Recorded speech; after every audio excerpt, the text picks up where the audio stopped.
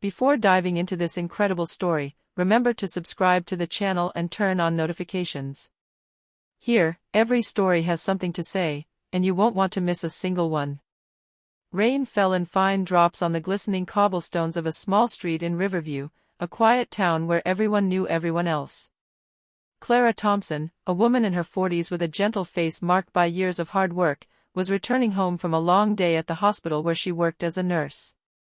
Her hands were still cold from the wind, and her stooped shoulders bore the weight of fatigue. As she approached her apartment, a small noise caught her attention. On her doorstep, wrapped in a thin, damp blanket, lay a baby, eyes closed, breathing faintly. Beside him, a small gold bracelet, finely engraved with the initials, JT, glittered in the light of a street lamp. Clara felt her heart sink. Who could have abandoned such a tiny being? She bent down, took the baby in her trembling arms, and felt a fragile warmth emanating from its small body. Her eyes filled with tears. "Oh my God, who are you, little angel?" she whispered. Without thinking, she wrapped the baby in her jacket and hurried back into her modest apartment. She gently placed him in the crib she kept for her sick neighbor's son, took some warm milk, and fed him, murmuring reassuring words. The baby hiccuped, looked at Clara with wide eyes, and an invisible bond seemed to form instantly. That night, Clara barely slept. She imagined the baby's story. Whose family had he come from? Why had he been abandoned? All she knew was that she couldn't leave him alone. The next morning, she went to buy diapers, milk, and clothes for the fragile little being, and made a decision that would change her life forever.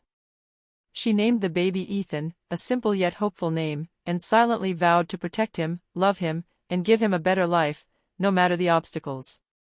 Clara didn't know that this little boy wasn't an ordinary child, but the long-lost son of an influential billionaire, Jonathan Harper, whose life-changing decisions held the world in their grasp. Thus began a story of destiny, maternal love and mystery, a story where a simple act of kindness would, years later, change the world of two families, one humble and the other immensely powerful. Ethan was now 12 years old. Every morning, he woke to the sound of his old bedroom alarm clock, the sun's rays filtering through the slightly torn curtains. Clara's house wasn't big, a small living room with yellowed walls, a kitchen where the smell of freshly ground coffee always lingered, and a warm bedroom where Clara's laughter and stories lulled Ethan to sleep. Clara worked as a nurse at a local hospital. Her days were long and exhausting, but she always came home with a smile for Ethan. She knew he needed structure and love, and she gave him both without ever counting the cost. Ethan, in turn, was an attentive, curious, and kind boy. He helped Clara with daily chores, put away the dishes, vacuumed, and made sure the house stayed clean and welcoming. In the afternoons, after school, Ethan loved going to the public library. He would spend hours there exploring books on science, history, music, and art. Books were windows onto worlds he could never have imagined otherwise. Clara always encouraged him, "Read, Ethan. Learn as much as you can. One day, it will be useful to you, no matter what you do." Sometimes they would take short trips around the neighborhood, buying vegetables at the market, helping elderly neighbors carry their groceries, or feeding stray cats. Ethan already stood out for his kindness and sense of responsibility. The neighbors nicknamed him, the Little Angel, unaware that this humble boy held an extraordinary destiny.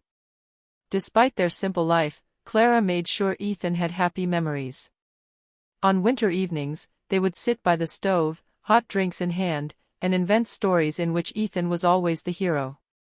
These moments forged an unbreakable bond between them. Clara saw Ethan not just as a son, but as a treasure she would protect to the very end. However, a shadow lingered in the tranquility of their life, the bracelet engraved with JT that Clara had kept since the day she found Ethan. Sometimes she would look at it and wonder, who would abandon such a perfect baby? But she always reassured herself by thinking that Ethan now had a family, the one she was giving him with all her heart. This chapter of their lives seemed ordinary, almost commonplace, but the foundations of what would become an incredible story were already laid. Every smile, every gesture, every shared moment prepared Ethan for a future that no book could have predicted. Ethan had just turned 18. That day, Clara had baked him a small chocolate cake, decorated with colorful candles.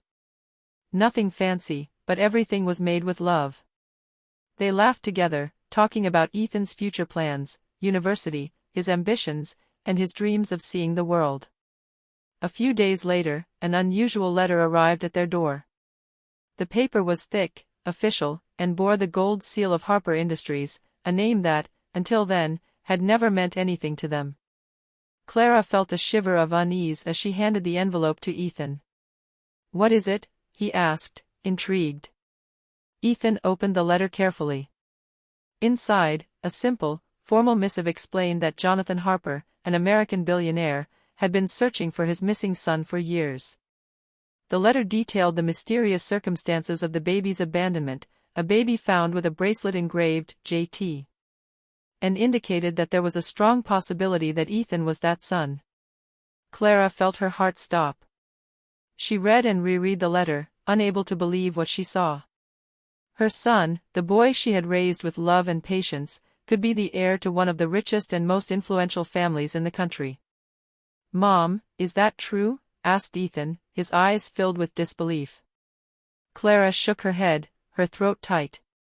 I don't know, Ethan. But it seems we have to find out."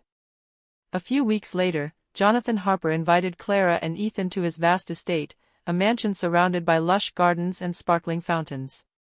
Ethan, dressed in his simple clothes, entered a world he had never imagined: crystal chandeliers, Persian carpets, priceless works of art. Everything glittered, but Ethan couldn't tear his gaze away from the man who awaited him. Jonathan Harper, tall and elegant, but marked by loneliness and responsibilities, extended his hand with a mixture of nervousness and emotion.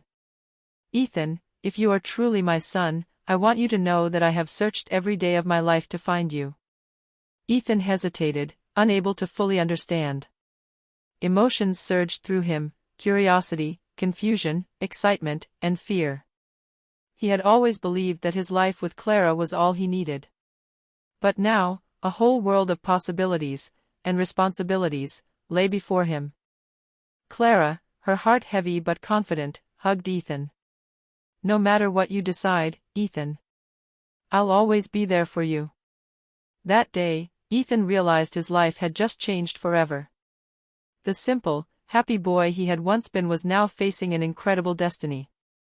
An encounter would change not only his life, but also the lives of Clara and Jonathan Harper forever. The weeks following his meeting with Jonathan Harper were a whirlwind for Ethan.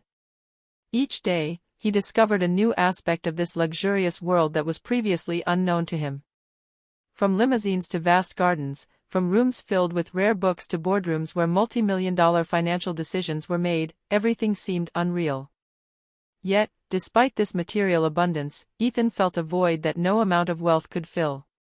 He thought of Clara, the simplicity of their dinners, their laughter over chocolate cake, their walks around the neighborhood, and the moments of shared understanding that had shaped his childhood.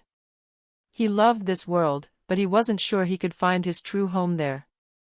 Jonathan, aware of his son's dilemma, didn't pressure him.